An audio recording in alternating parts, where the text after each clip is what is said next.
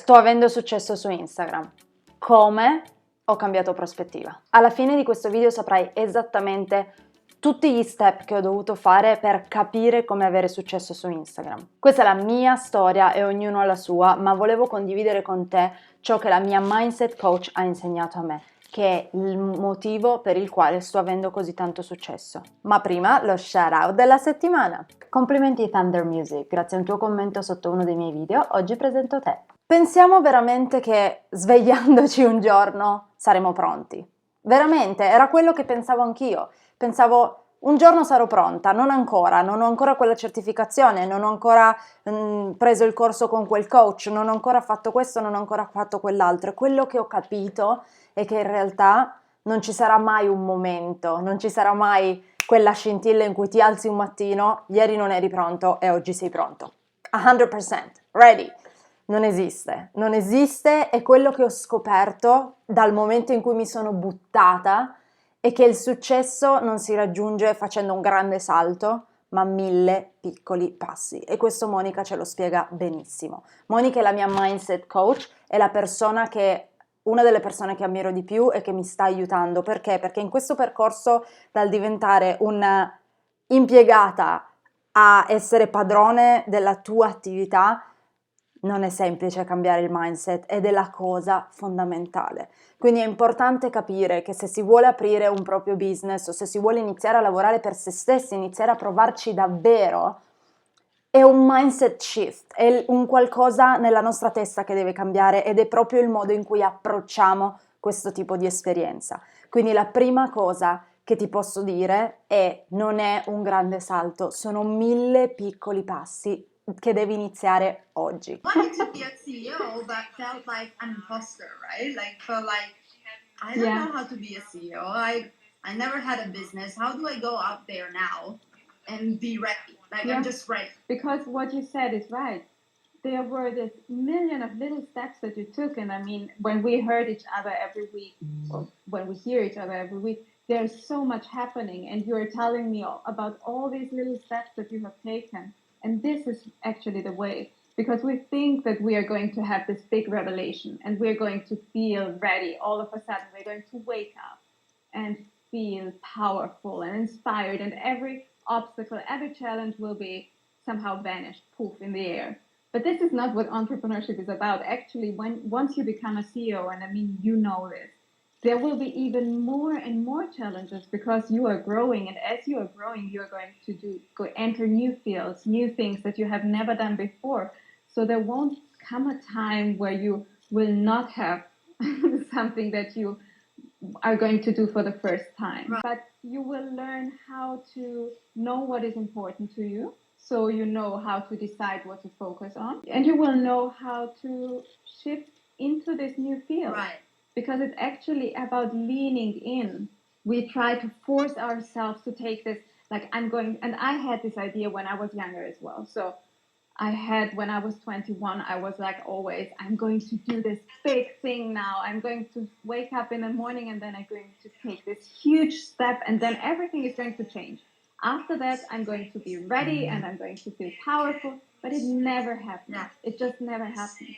And instead, what I started doing was taking little steps every day and just asking this one question: what is the tiniest next right step that I can take?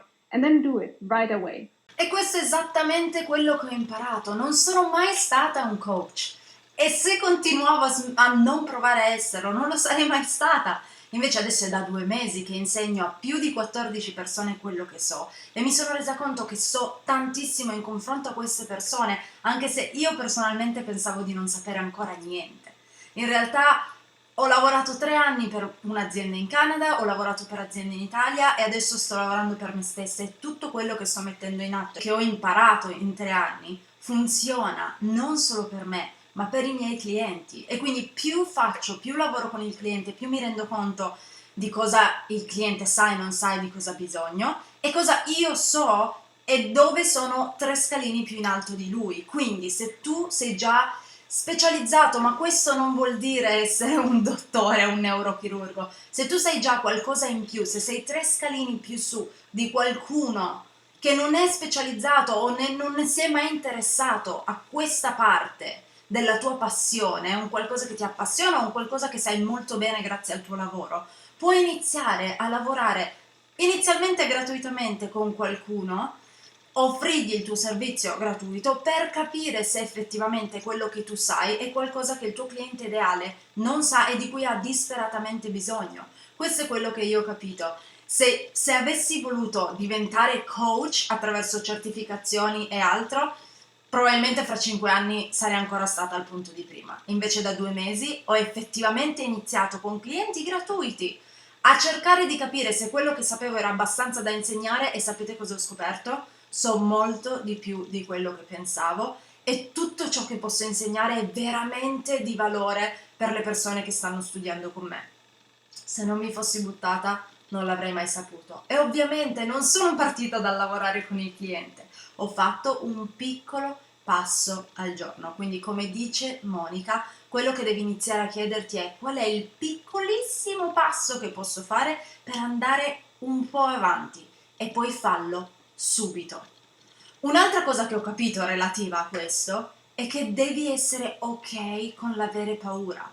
Avere paura è normale, farai 1000 passi, 1000 piccoli passi, ogni giorno uno, che saranno però spaventosi per te perché non l'hai mai fatti prima. Ed è importante essere consapevoli quando inizi questo percorso che farai tantissime cose che fanno paura, tantissime cose fuori dalla tua comfort zone. Ma qual è la verità? È che se non lo fai, se non vai al di fuori della tua comfort zone, rimarrai sempre dove sei. Non si può diventare chi si vuole diventare rimanendo chi si è. Every week is going to be scary because every week there's going to be a new thing to do, a little thing that is big. It's huge for you, like my first calls with the clients. Like now I'm not scared anymore, but a month ago I was like, what the heck am I doing? I never called a client ever. So what am I doing, right? So I think also like being okay with being scared and not just hide. This is my feeling. I was like, I just don't want to do it. Like I'm just gonna close everything up. I'm not gonna do it. But then you don't. Then you keep going and you do the one call and you see that it's okay. Well, I could have done better, but not that scary. And then the second time it's better, and the third it's better. And I guess that's how you become a professional. Yes, it is how you become a professional. Yes, you can't become a professional by thinking about it. You just can't, because then it's separate from reality. Yeah.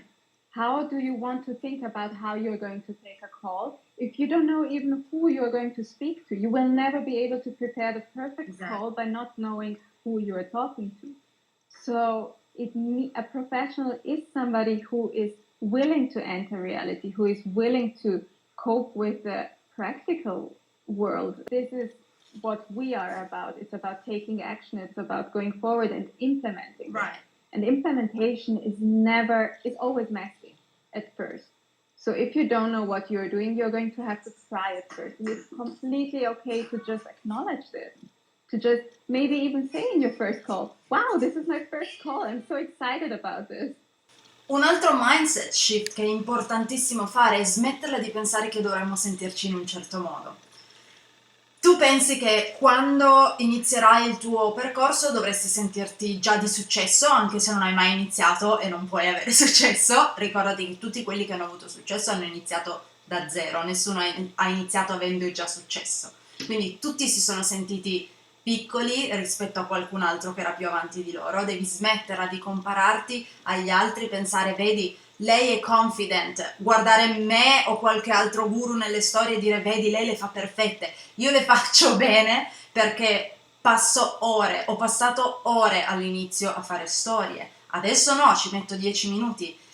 A fare video, il mio primo video ci ho messo 9 ore, secondo voi mi sentivo a mio agio a stare davanti a una telecamera? No, magari mi sento di natura più agio di altre persone, ma questo non vuol dire che non puoi sentirti professional dal primo giorno in cui inizi la tua carriera, quindi dobbiamo smettere di pensare che ci dobbiamo sentire in un certo modo, di doverci sentire perfette alla prima chiamata conoscitiva, di doverci sentire perfette in quello che insegniamo o in quello che vendiamo alla prima prova di vendita. Non è possibile, bisogna essere ok col fatto che non ti sentirai a tuo agio tantissime volte. This is a very individual case, but one thing that always works is compassion for yourself.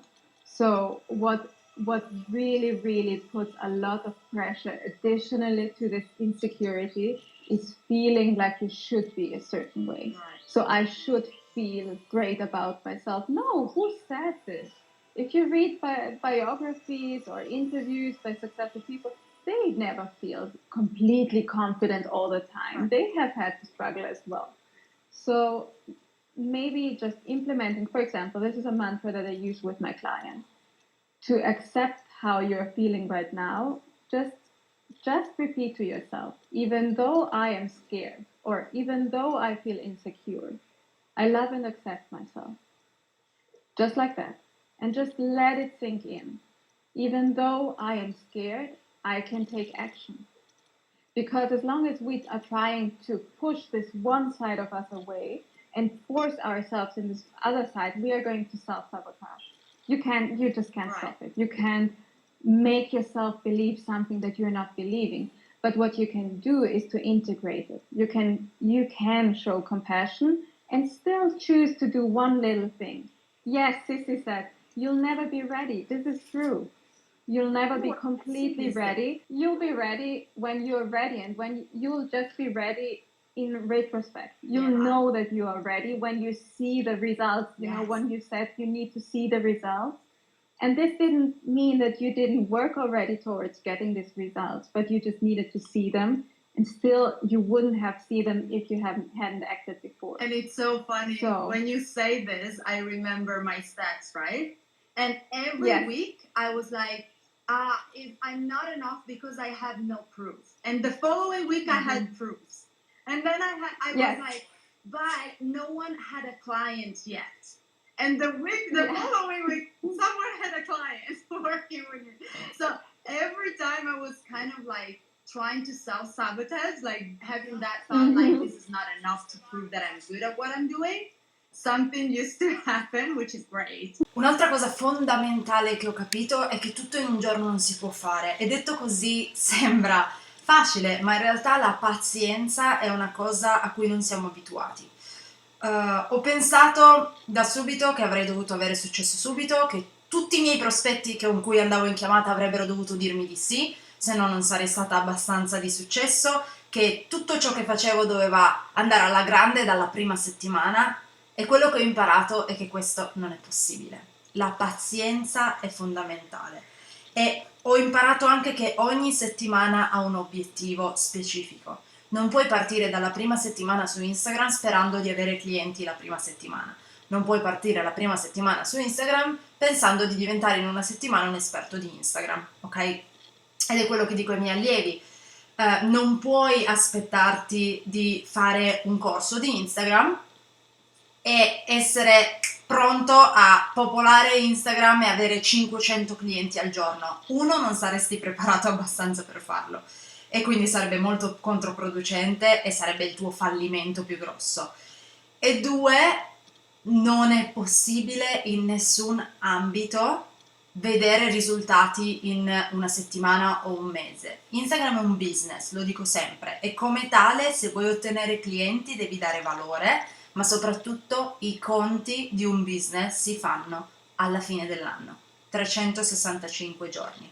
Se dopo una settimana vedi che i risultati non arrivano e ti deprimi, non stai lavorando, non stai aprendo un business, stai tentando di fare una cosa per avere successo così all'aria. La realtà è che ci vuole pazienza e costanza. Queste sono le due cose fondamentali, insieme al giusto mindset, per poter avere successo su Instagram e nel business e al di fuori. Devi essere consapevole che i risultati arrivano col tempo. Devi essere consapevole che non ogni settimana avrai delle vittorie e non ogni settimana riuscirai a raggiungere l'obiettivo che vuoi raggiungere, e va bene, e sbagliare fa parte del gioco, quindi è importante avere pazienza, capire che sbagliare è importantissimo per migliorare, e imparare a capire che le cose arrivano col tempo. Io personalmente per assumere un coach che sognavo ci ho messo 1 anno, quindi lo capisco se le persone che mi seguono vengono in chiamata con me, poi non possono iniziare adesso, forse non sono nel giusto mindset, non hanno i giusti fondi, quindi, ma non è detto che queste persone non acquisteranno il mio prodotto fra 1 anno, e quindi se tu ti arrendi la seconda settimana, come può quella persona che voleva comprare il tuo prodotto o servizio venirti a ritrovare dopo 1 anno? O continuare a seguirti finché è nello stato di poter comprare quello che offri. Non puoi fare i conti in 1 settimana, non puoi fare i conti in 1 mese, i conti si fanno dopo 365 giorni. Pazienza, costanza, sbagliare. It's also really Yeah. important, and I was talking about it in Italian in my stories today. When I started, I guess in my mind I needed to do like video lessons and have 20 students, give so much value to everyone and say yes to every call in 3 weeks, and that is not possible. It would be awesome, but you can't do that. This is like building a wall. You can't take all the stones and just throw them somewhere. And this is what I feel that we are often expecting from ourselves, like picking everything up at the same time and trying to throw it. And it's understandable because we are living in a society and in a culture where it is like everything has to happen right now. Yeah. Everything has to be the best way possible. We are constantly comparing ourselves to people who have already done what we want to do, and they have been in the game for at least 4 years. And this is not fair to us. I mean, if I would talk with you the way that you talk with yourself, you would probably fire me. True. Because yeah, because you would be, and this would be completely okay, because you would say like, what do you expect from me? I mean, it's just 1 week. What do you want me to do? And this would be true. And this is actually what I'm doing with you. So sometimes I'm just like, slow down. Yes. It's okay. Un'altra cosa che sto cercando di combattere, soprattutto nella nostra cultura, perché siamo cresciuti pensando che lavorare tanto voglia dire avere successo, e che ho imparato che lavorare bene e lavorare tanto sono 2 cose completamente diverse. Gli inglesi dicono work smarter, not harder, che vuol dire lavora in modo più efficace, efficiente, non tanto.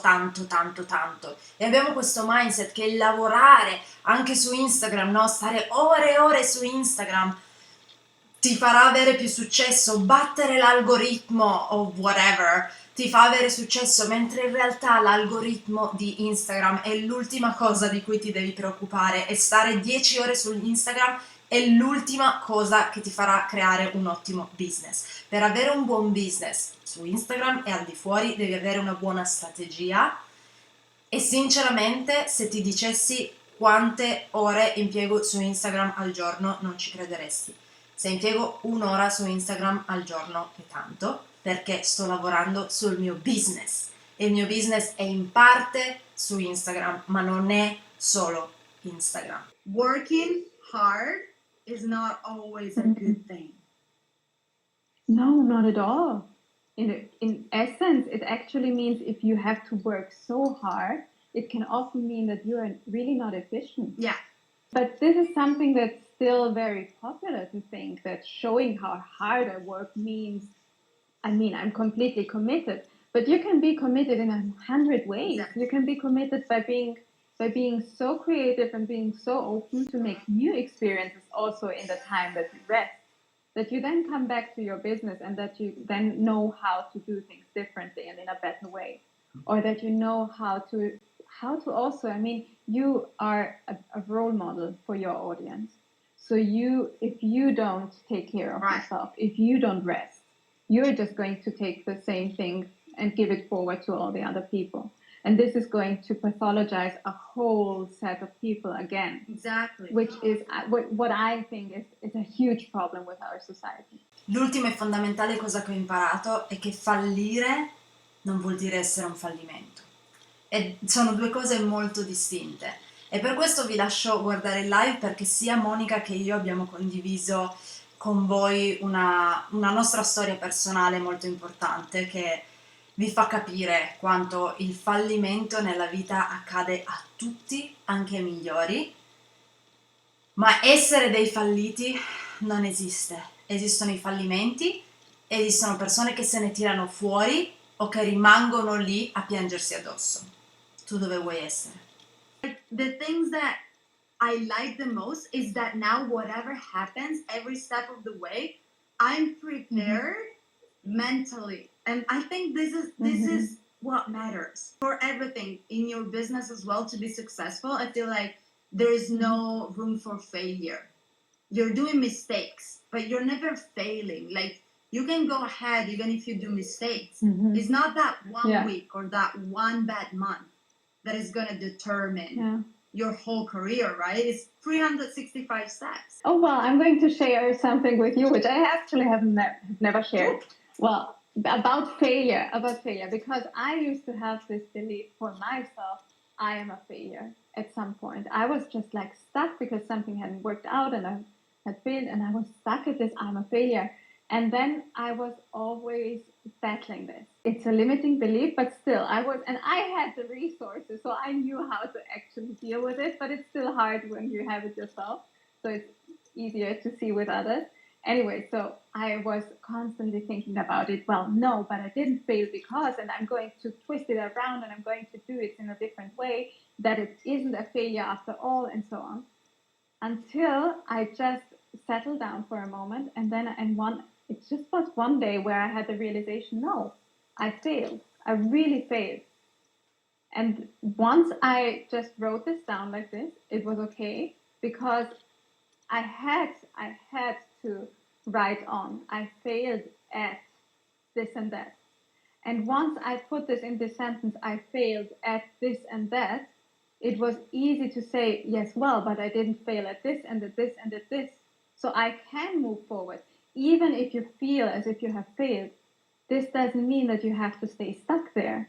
Exactly. Honestly, that makes me want to share something. Like 6 months ago, I lost my job. Which I hated, by the way. I lost my, I guess, my goal. Like, I couldn't have the permanent residency for Canada after 5 years working on it. Like, it was my whole life. I felt lost. I felt ugly. I felt like a failure. And if only I knew that by being okay with it, like, I made peace with it. I was like, okay, this is not, I thought this was the perfect way. This is not, and now we're gonna change it. But this time I decide. I mean, which doesn't mean that for sure I'm gonna be successful at what I'm doing now, but that I know that was a failure. I am not a failure. I failed. But I'm not a failure. Yeah.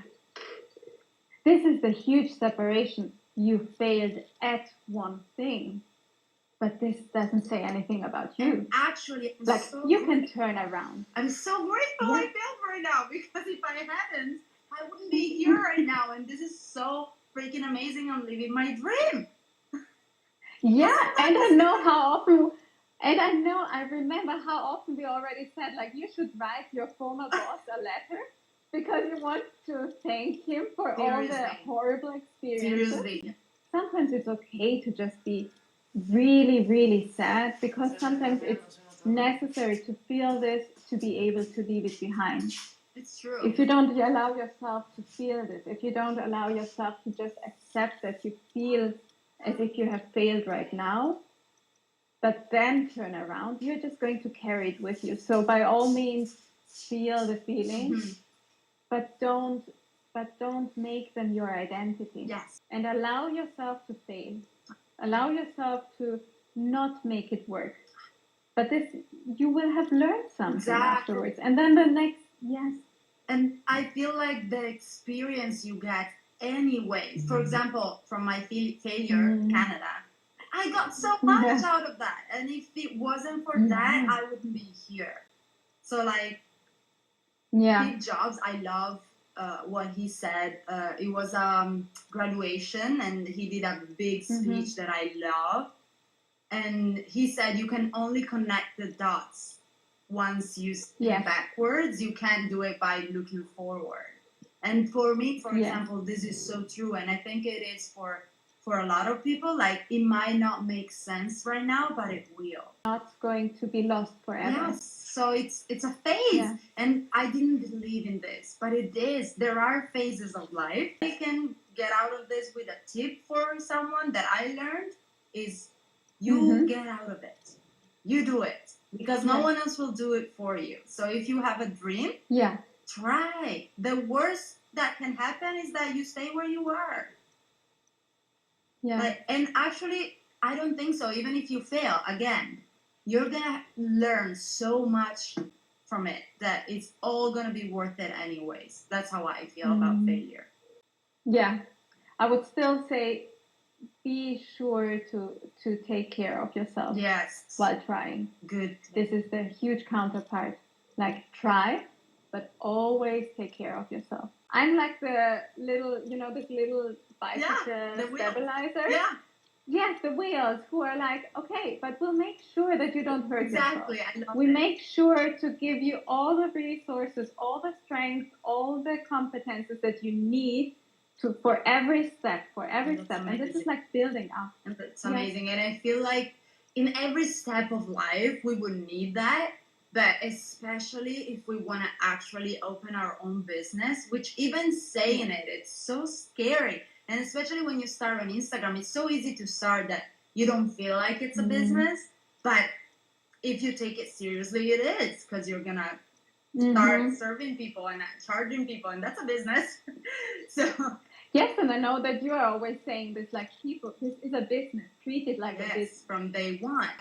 I wish every single person that is listening or will listen to this live will be like, okay, if I start a business, I do need to take care of my mindset and my mental side of things, because it's so essential. E questo è quanto. Spero che questo video ti abbia fatto capire che per metterti in proprio, per avere una tua attività, per avere un tuo business, non basta avere voglia e passione, bisogna anche imparare a prendersi cura di sé e avere il giusto mindset per non crollare e per riuscire a mantenere dei piccoli passi che ti portano a grandi risultati.